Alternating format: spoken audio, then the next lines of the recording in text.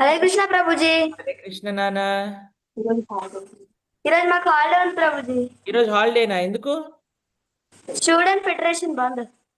Student federation బందా? Wow, so nice. Holiday వస్తే school టైంలో ఎంత బాగా అనిపిస్తుందో అసలు. Very good. ప్రభుజీ అలాగే నేను మీకు ఒకటి చెప్దాం అనుకుంటున్నాను. చెప్పు నాన్న, తప్పకుండా చెప్పు.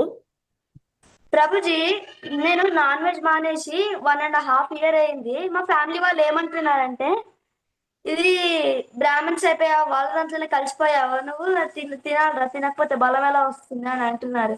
మీరు ఉమ్. దానికి ఏమని అంటారు వాళ్ళకి ప్రభుజీ? చెప్పండి, వాళ్ళకి చెప్పండి, ఏనుగులకి బలం ఎక్కడి నుంచి వస్తుందయ్యా అని అడగండి. ఆ గుర్రాలకి బలం ఎక్కడి నుంచి వస్తుందయ్యా అని అడగండి. ఆ ఏనుగు ఏనుగు ఏం తింటుందయ్యా అని అడగండి. ఆ కాబట్టి మేము కలిసిపోయామని చెప్పండి, ఏం పర్వాలేదు, మంచిగా కలిసిపోయాం, మేము మంచిగా కృష్ణ భక్తుల్లో కలిసిపోయాము, మేము తినము. ఆ మీరు అనండి, తినే తినే ప్రాణి కూడా ఏనుగు ముందు విలువలు ఆడిపోతుంది. అవునా కాదా చెప్పండి? ఏనుగు ఎంత బలం ఎలా వస్తుంది నాన్న? ఏం తింటది? ఏనుగు గడ్డి తింటది అంతే. అవునా కాదా చెప్పు?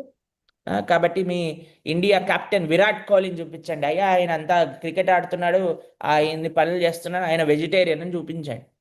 ఓకేనా నాన్న? అమ్మో, ఇంత చిన్న పిల్లవాడికి ఎంత మంచి భగవంతుడు జ్ఞానం ఇచ్చాడు నాన్న. Riyans, we are so proud of you. బాగా చదువుకోవాలి నాన్న. ఓకేనా? అన్మ్యూట్ చేసుకో. ప్రభుజీ అలానే మీకు ఒకటి అడుగుదాం అనుకుంటున్నాను ప్రభుజీ. చెప్పు నాన్న. ప్రభుజీ, అమ్మవారి గుడిలో ఇది అమ్మవారికి బలి ఇస్తారు కదా ప్రభుజీ. ఎందుకంటే ఇవ్వకూడదు. ఇవ్వకూడదు. అడిగితేనేమో శాంతింప అవుతుంది అంటారు. దీనికి ఏమంటారు ప్రభుజీ? ఇవ్వకూడదు. అమ్మవారికి బలి ఇవ్వకూడదు.